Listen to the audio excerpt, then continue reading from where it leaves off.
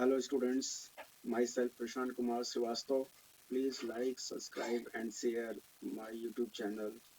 Today's topic is related to the analytical treatment of stationary waves in a string fixed at both the ends. Thank you. Stationary waves are produced by superposition of two progressive waves of equal amplitude and frequency traveling with the same speed in opposite direction. In the diagram, there is representing the stationary waves, and this is the superimposition of two different progressive waves. Okay, this blue color and green color of waves are representing the progressive waves. Okay, can you tell me what is the equation of progressive waves? कोई बता सकता है कि progressive waves का equation क्या होता है? What is the equation of progressive waves?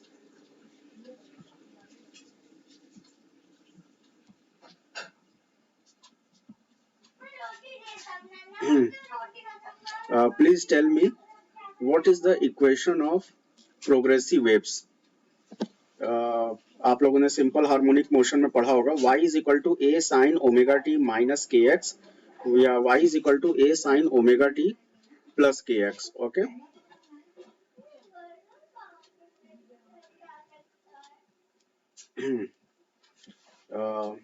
stationary waves are produced by superimposition of two progressive waves of equal amplitude and frequency traveling with the same speed in opposite direction. ठीक है, तो आपसे exam में पूछा जाएगा what is stationary waves, then tell the answer. Stationary waves are produced by superimposition of two progressive waves of equal amplitude and frequency traveling with the same speed in opposite direction. Okay, 1 minute. Oh.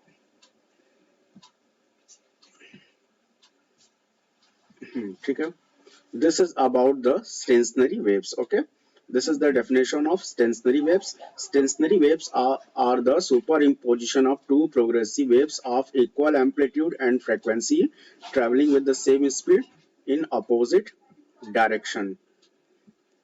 Okay,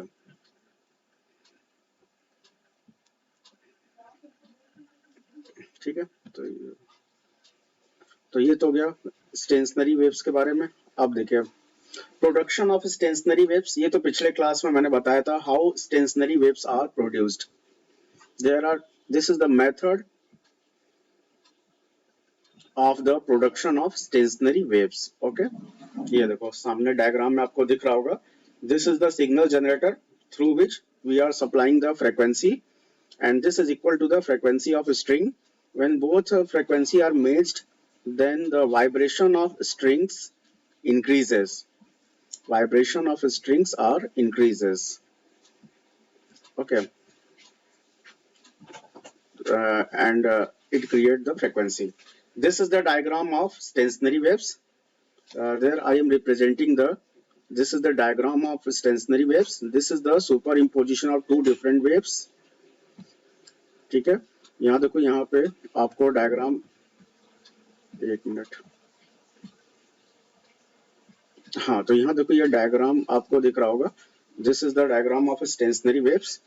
यहाँ दो progressive waves है और जिस point पे दोनों progressive waves आपस में मिल रहा है, सुपर इम्पोज हो रहा है, उस पॉइंट को नोड्स बोला जाता है. और जहां पे वेव्स के बीच में मैक्सिमम डिस्प्लेसमेंट है, that is called anti nodes. Okay, आप डायग्राम को जरा ध्यान से देखो.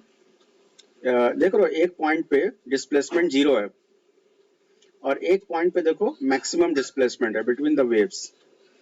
तो जहां पे डिस्प्लेसमेंट 0 है दैट इज कॉल्ड नोड्स, और जहां पे मैक्सिमम डिस्प्लेसमेंट है that is called anti nodes. Okay, anti nodes is represented by capital A and nodes is represented by N. Okay, तो ये आपका स्टेशनरी वेव्स है. Stationary waves have nodes where there is no displacement at any time. In between the nodes are position called antinodes where the displacement has maximum amplitude. Okay. Properties of a stationary waves. The waveform in a stationary wave does not move through medium. Energy is not carried away from the source.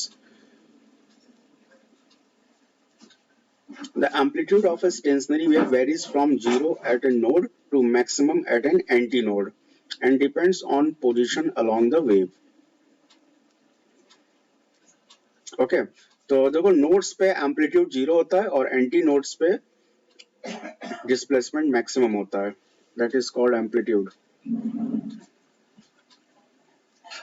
ये देखो this is the stationary waves. ये stationery waves आपका very कर रहा है. Vibration of particles in a stationery waves. At t is equal to 0, all particles are at rest because the particle reach their maximum displacement. At t is equal to capital T by 4, particles A, E and I are at rest because they are at the nodes. ये A, E और I जो आपको point दिख रहा है T by 4 पे, उस point को नोड्स बोला जाता है और वहां पे पार्टिकल आपका रेस्ट में. ठीक है. B, C and D are moving downward. They vibrate in phase but with different amplitude. Particles F, G and H are moving upward. देखो F, G, H जो है upward move कर रहा है. They vibrate in phase but the different amplitude. ठीक है. तो ये तो हो गया प्रॉपर्टीज ऑफ स्टेशनरी वेव्स. देखो स्टेशनरी वेव्स आपका स्ट्रिंग में भी पाया जाता है and stationery waves also exist in the sound. Sound में भी प्रोड्यूस होता है और स्ट्रिंग में भी. ठीक है. आज हम लोग को स्ट्रिंग्स के बारे में ही पढ़ना है. जैसे आप लोग गिटार वायलिन आप लोग बजाते हो ना, गिटार वायलिन ये जो होता है पियानो, तो उसमें जो साउंड जो प्रोड्यूस होता है that is the stationary waves. या अगर सपोज अगर कोई स्ट्रिंग अगर वाइब्रेट हो रहा है that will also generate the stationary waves. Okay, but both are the different stationary waves. In the string, stationary waves is called the transverse stationary waves, and in the sound, stationary waves are called the longitudinal stationary waves. ठीक है. stationary waves दो तरह का होता है. एक होता है transverse stationary waves और एक होता है longitudinal stationary waves. ठीक है. अब देखो ये जो सामने आपको डायग्राम दिख रहा है, आज हम लोग को ये प्रूफ करना है. ठीक है. ये एग्जाम में प्रूफ करने के लिए आता है. आपको फ्रीक्वेंसी का रेशियो निकालना है इन डिफरेंट डायग्राम. आपको यहाँ पे देखो, यहाँ पे 3 डायग्राम दिख रहा होगा. Diagram A, diagram B and diagram C. तो ये तीनों डायग्राम का आपको फ्रीक्वेंसी निकालना है. ठीक है. ये एग्जाम में आता है. अब देखो standing waves in a string fixed at both the ends. F1 is called a fundamental frequency. The higher frequency are integral multiple of the fundamental frequency. These normal modes are called harmonics. F1 is the first harmonic, F2 is the second harmonic and F3 is the third harmonic. Okay. ये जो आपको diagram B जो दिख रहा है, this is for first harmonic. Diagram C जो आपको दिख रहा है second harmonic. और ये जो डायग्राम D जो आपको दिख रहा है, this is the third harmonic. ठीक है. ये तो खैर ये तो हम लोग नेक्स्ट क्लास में हम लोग पढ़ेंगे. ये तो उसके लिए क्लोज ऑर्गन पाइप. अब देखो ये हो गया investing stationery waves using sound waves and microwaves. The distance between successive nodes or antinodes can be measured and correspond to half the wavelength lambda. दो नोड्स या दो एंटीनोड्स के बीच का जो डिस्टेंस जो होता है वो लैम्डा बाई 2 होता है. ठीक है. If the frequency f of the source is known, the speed of the two progressive waves which produce the stationary waves can be obtained. Okay. तो ये तो था stationary waves के बारे में. Resonant frequency of a vibrating string. देखो resonant frequency का मतलब क्या होता है? When frequency of one body is same as the frequency of other body, then vibration of body increases. This process is called resonance. And frequency in the given body is known as the resonant frequency. ठीक है. इसका example मैंने पिछली बार बताया था. जैसे suppose अगर मान लो अगर आप गिटार बजा रहे हो, ठीक है, और गिटार जो आप बजा रहे हो उसकी फ्रीक्वेंसी 100 हर्ट्ज और आप उसको सपोज 100 हर्ट्ज की फ्रीक्वेंसी आप दे रहे हो, तो गिटार की फ्रीक्वेंसी और गिवन फ्रीक्वेंसी दोनों क्या है, सेम है. तो गिटार का जो वायर होता है उसका वाइब्रेशन इंक्रीज होगा and it produce the sound. This is called resonant frequency. अब देखो देखो ये फ्रीक्वेंसी का फॉर्मूला है इन अ स्ट्रिंग 1/2L√T/μ। टी का मतलब tension in the string, mu का मतलब मास पर यूनिट लेंथ और एल का मतलब लेंथ ऑफ स्ट्रिंग। ओके, ये फ्रीक्वेंसी का फॉर्मूला याद रखिएगा। This is the fundamental frequency in a string. ये फॉर्मूला बहुत इंपॉर्टेंट है, इसको याद रखिएगा।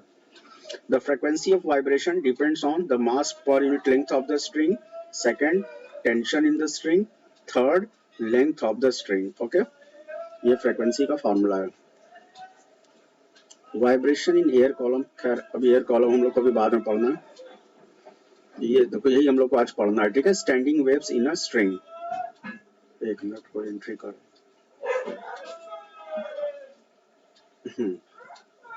तो this is about the standing waves in a string. आज हम लोग को इसी के बारे में डिस्कस करना है। तो फर्स्ट ऑफ ऑल हमें स्ट्रिंग में फ्रीक्वेंसी निकालना है फॉर डिफरेंट हार्मोनिक मोड्स, ठीक है। और फिर उसके बाद स्टेशनरी वेव्स का इक्वेशन निकालना है इन अ स्ट्रिंग। ओके, तो यही आज हम लोग का टॉपिक है। ये देखो ये सेकंड हार्मोनिक है और ये थर्ड हार्मोनिक है, ठीक है। देखो सेकंड हार्मोनिक में दो एंटी नोड्स है और एक नोड्स है। थर्ड हार्मोनिक में देखो तीन एंटी नोड्स है और दो नोड्स है, ठीक है। और फर्स्ट हार्मोनिक में कितना था, ये देखो फर्स्ट हार्मोनिक में केवल एक एंटी नोड्स है, ठीक है। अब देखो तो यही तुम्हें ये अलग अलग हार्मोनिक के लिए तुम्हें फ्रीक्वेंसी निकालना है।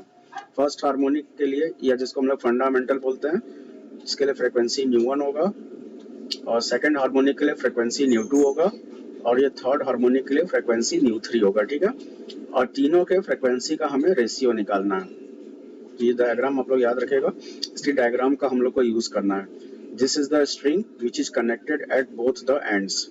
This is the string which is connected at both the ends. Okay, ये देखो ये तो ओपन ऑर्गन पाइप है, ये तो भी हम लोग को बाद में पढ़ना है। This is for open organ pipe, ठीक है। खैर इसको भी हम लोग को बाद में पढ़ना है। तो अब हम लोग अपने टॉपिक पे आते हैं जो आज हम लोग को स्टडी करना है। तो मेरा आज का टॉपिक है जो भी मैंने आप लोग को पीपीटी पे मैंने आप लोग को शो किया था, analytical treatment of stationary waves in a string, and this is most important topic. Analytical treatment of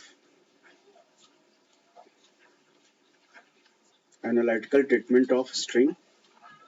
एक minute,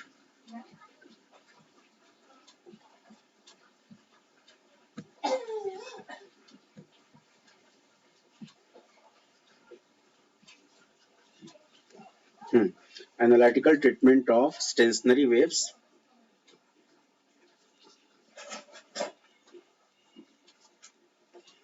analytical treatment of stationary waves in a string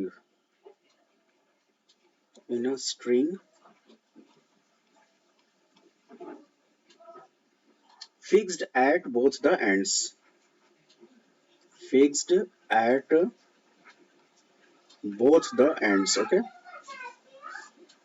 both the ends। तो देखो ये मोस्ट इंपॉर्टेंट है, ये आपके exam में आता है, ठीक है। This is most important. अब देखो तो यही मेरा आज का टॉपिक है। First of all I am drawing the diagram. सबसे पहले डिफरेंट डिफरेंट हार्मोनिक के लिए, सॉरी ये कहाँ से, सबसे पहले हमने अलग अलग हार्मोनिक के लिए डायग्राम प्लॉट करना है, ठीक है। तो देखो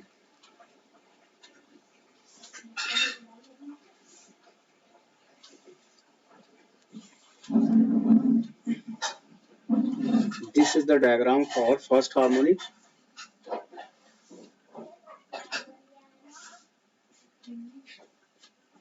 in a string। ये देखो ये फर्स्ट हार्मोनिक के लिए, ठीक है। This is for first harmonic. First harmonic means fundamental notes, first harmonic को फंडामेंटल नोट्स भी बोला जाता है, ठीक है।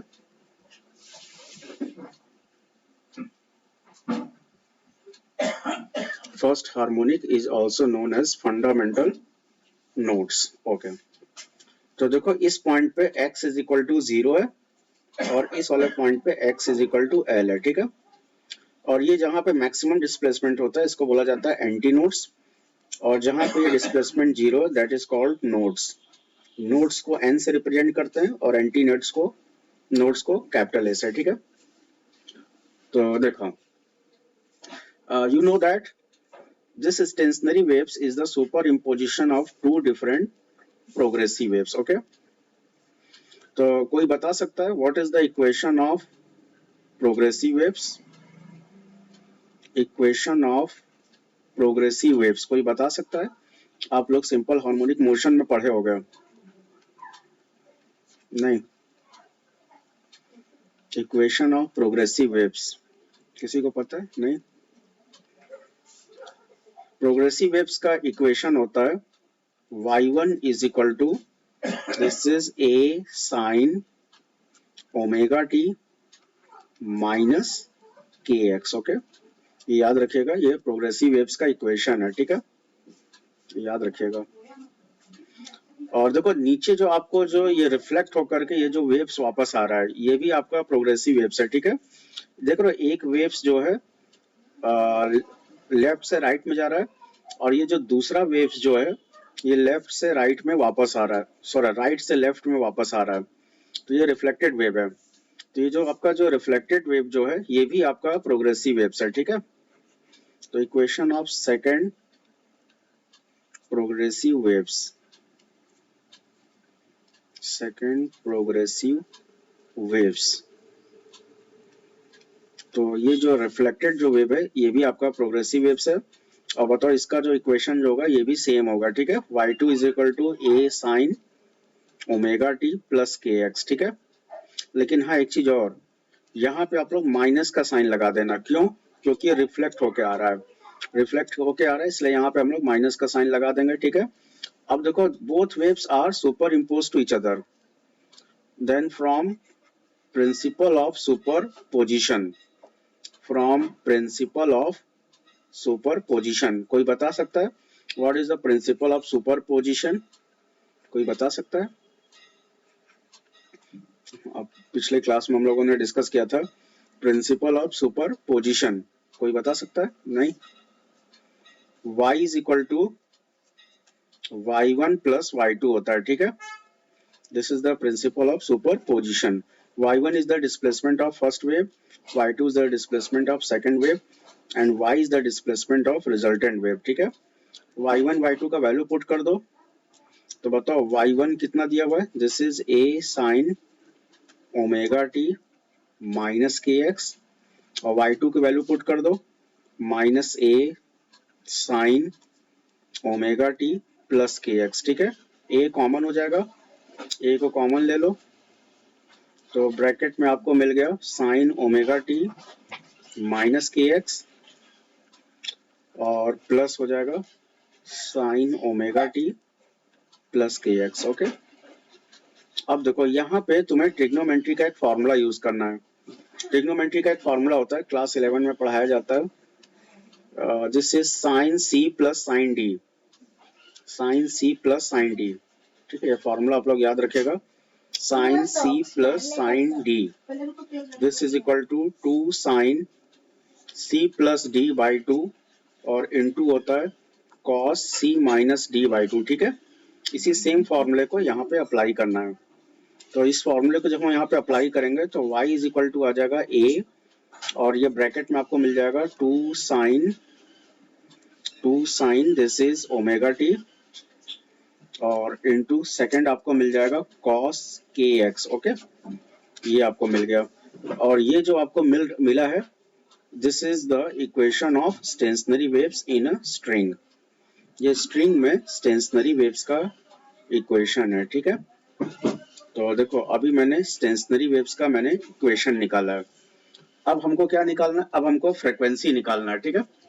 तो देखो फ्रीक्वेंसी कैसे निकालेंगे, और हाँ देखो यहाँ पे एक चीज गड़बड़ हो गया, सॉरी, ये देखो माइनस का साइन था ना, सॉरी, ये यहाँ पे माइनस का साइन है, मैंने गलती से प्लस ले लिया, ठीक है, ये यहाँ माइनस है, तो इसका मतलब यहाँ फॉर्मूला जो अप्लाई होगा, this is sine C minus sine D, ये sine C plus sine D नहीं होगा, ठीक है, sine C minus sine D होगा, तो पूरा फॉर्मूला चेंज हो जाएगा, सॉरी एक मिनट, तो ये साइन की जगह कॉस हो जाएगा, कॉस की जगह साइन हो जाएगा, ठीक है, तो यहाँ पे लिख देना this is 2 cos c plus D by two into sine c minus D by two, ठीक है, तो इस फॉर्मूले को जब हम यहाँ पुट करेंगे तो ये आपका जो पहला वाला जो टर्म जो आएगा ये कॉस का आएगा और दूसरा वाला टर्म साइन का आएगा, ठीक है, भाई मिस्टेक मैंने उसको लिख दिया, तो ये हो जाएगा 2 cos ओमेगा टी और इंटू हो जाएगा साइन के एक्स,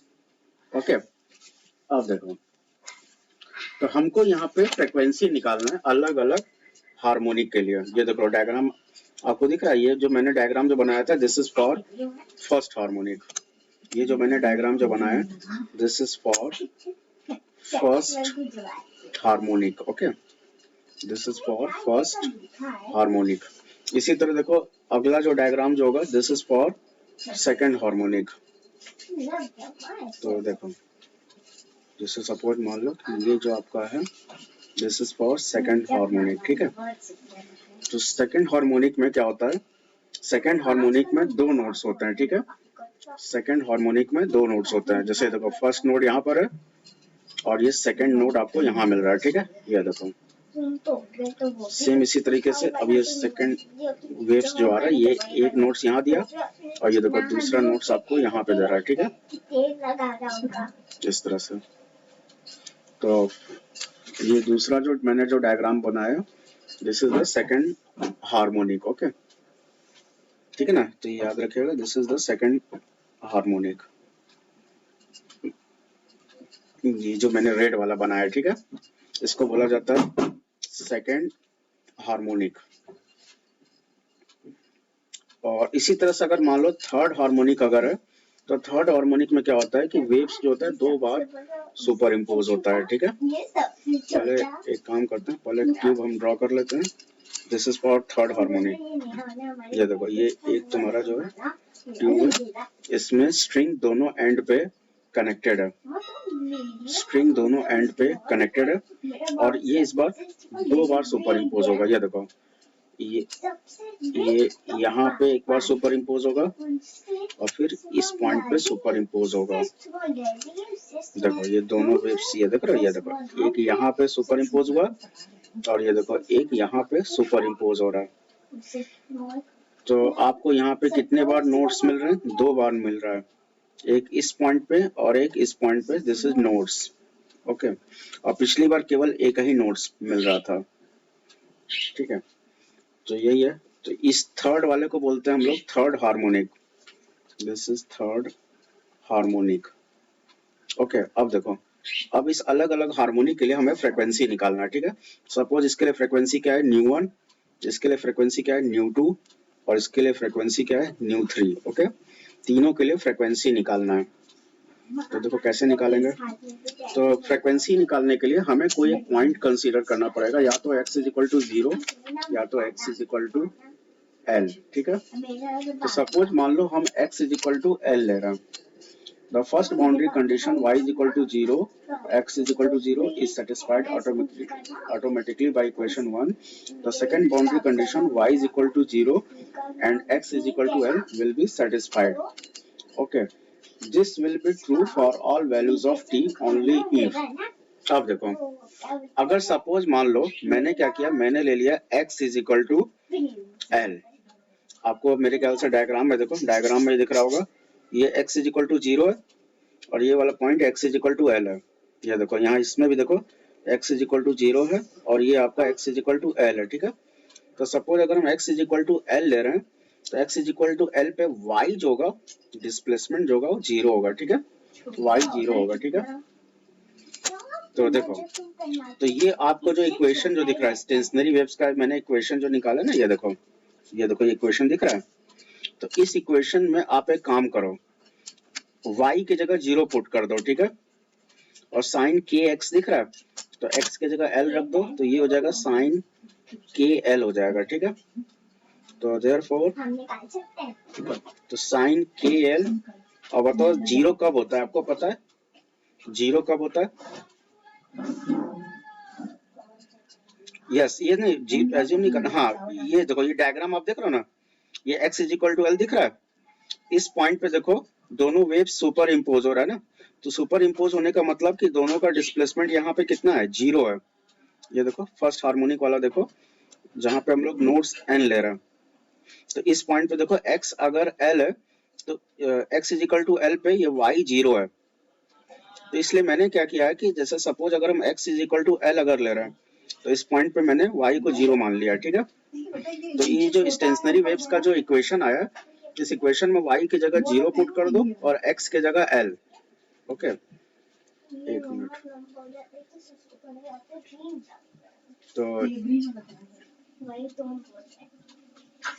तो देखो, तो ये जो इक्वेशन जो हमारा है, इस इक्वेशन में y की जगह जीरो पुट करेंगे और साइन के एक्स दिख रहा है, साइन के एक्स में x की जगह l पुट कर देंगे।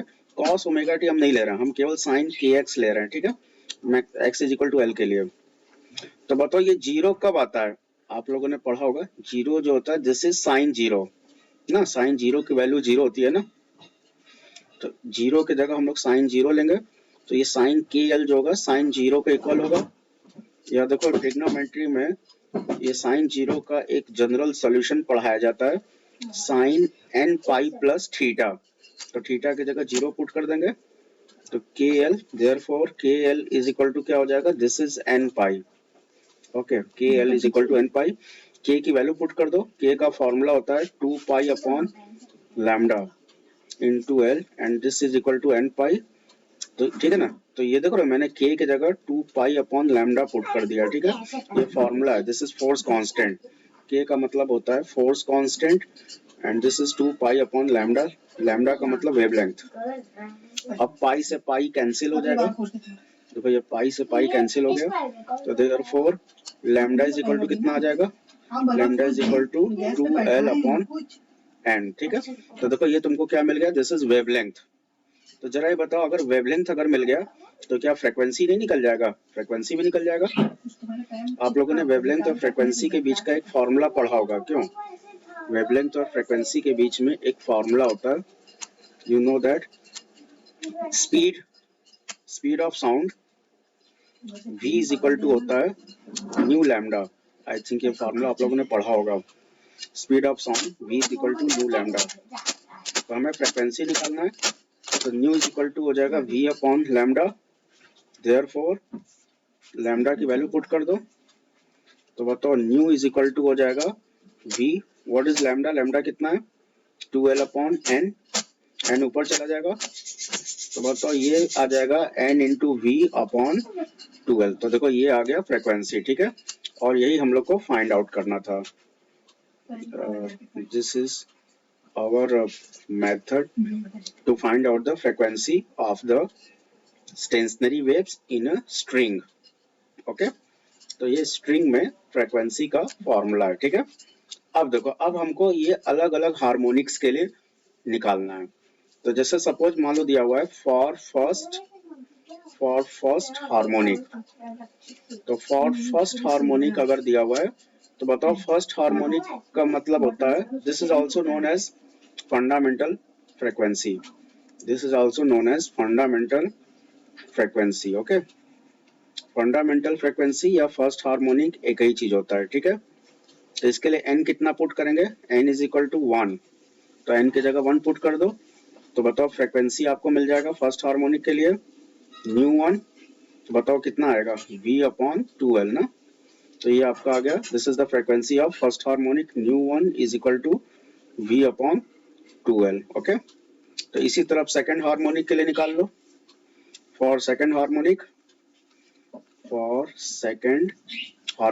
ओके सेकंड हार्मोनिक को बोला जाता है फर्स्ट ओवरटोन, सेकंड हार्मोनिक का दूसरा नाम होता है first overtone. Okay first overtone या सेकंड हार्मोनिक दोनों एक ही चीज है, ठीक है। तो आप यहाँ पे क्या करोगे, इस बार बताओ फर्स्ट ओवरटोन या सेकंड हार्मोनिक के लिए n कितना लेंगे, n इज इक्वल टू 2।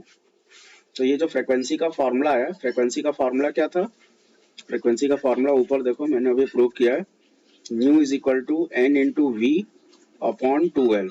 इसमें n की जगह 2 पुट कर दो, ठीक है। तो n की जगह पुट करेंगे तो ये क्या आ जाएगा, nu 2, this is 2v upon 2l। Okay, तो ये आ गया, this is the frequency of second harmonic, this is the frequency of second harmonic, ठीक है। ठीक है, अब इसी तरह निकाल लो for third harmonic, for third harmonic. Okay, तो थर्ड हार्मोनिक के लिए अगर निकालना है, या जिसको हम लोग बोलते हैं सेकंड ओवरटोन, ठीक है, इसको सेकंड ओवरटोन भी बोला जाता है। सेकंड ओवरटोन या थर्ड हार्मोनिक एक ही चीज है। इसके लिए n इज इक्वल टू हम लोग लेंगे 3। ओके, थर्ड हार्मोनिक के लिए n इज इक्वल टू 3 लेंगे, ठीक है।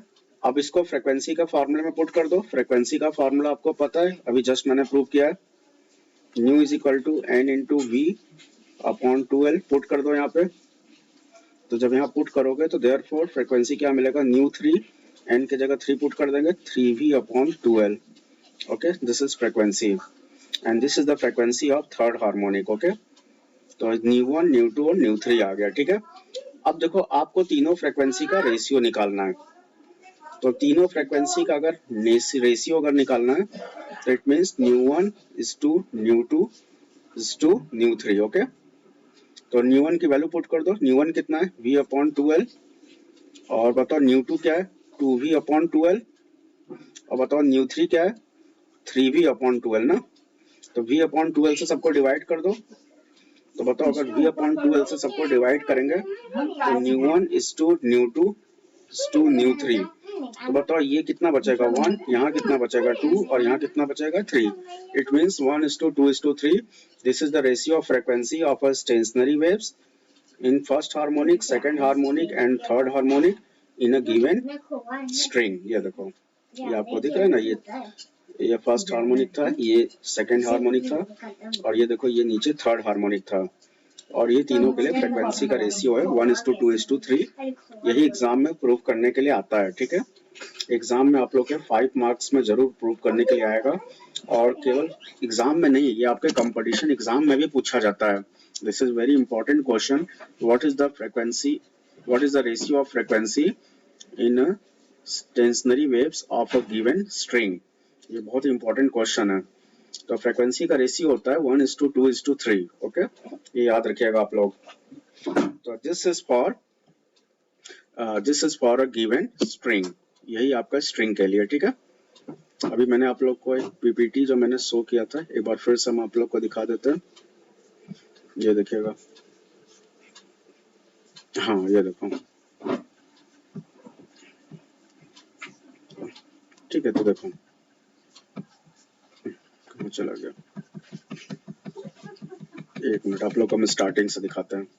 ये देखो, this is about the stationary waves.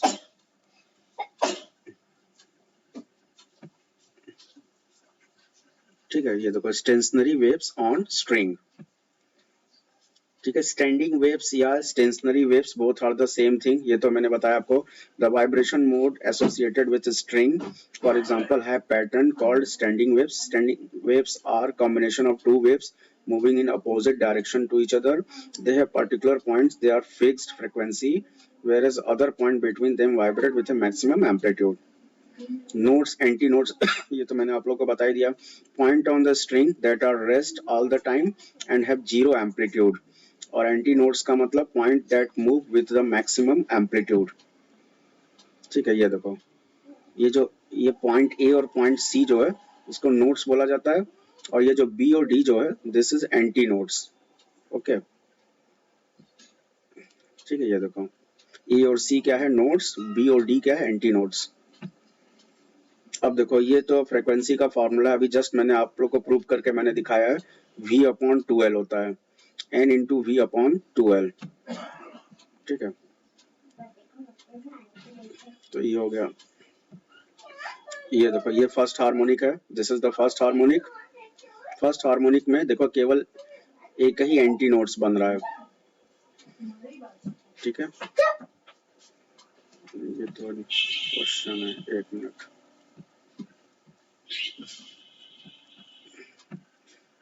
ठीक है, ये देखो, 1 मिनट, कहाँ चला गया?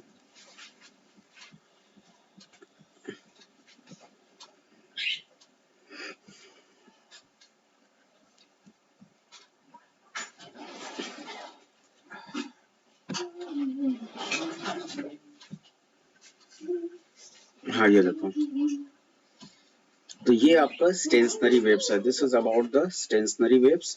Stationery waves are produced by superposition of two progressive waves of equal amplitude and frequency traveling with the same speed in opposite direction। ठीक है, तो ये देखो, यही आपका स्टेशनरी वेव्स है।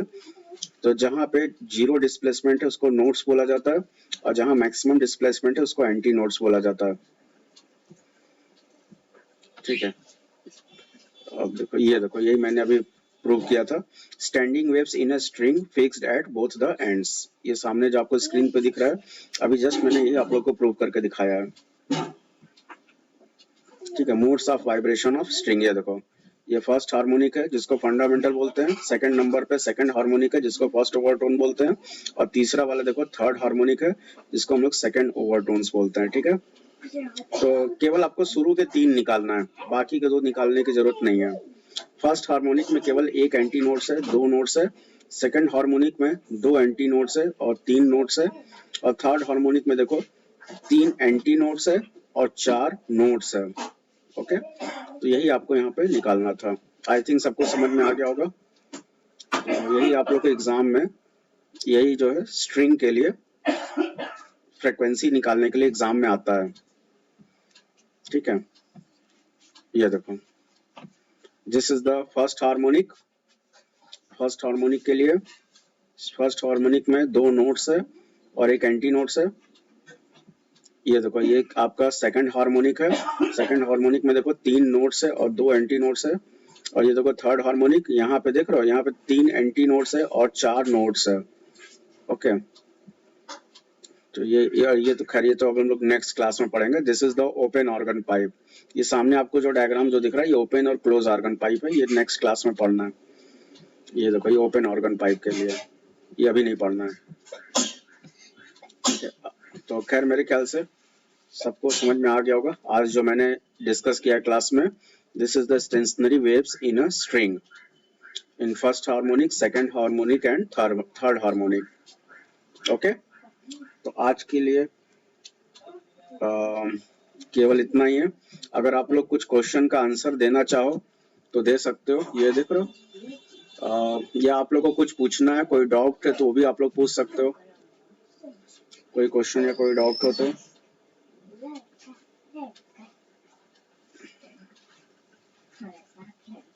ठीक है, ये देखो, स्टेशनरी वेव्स।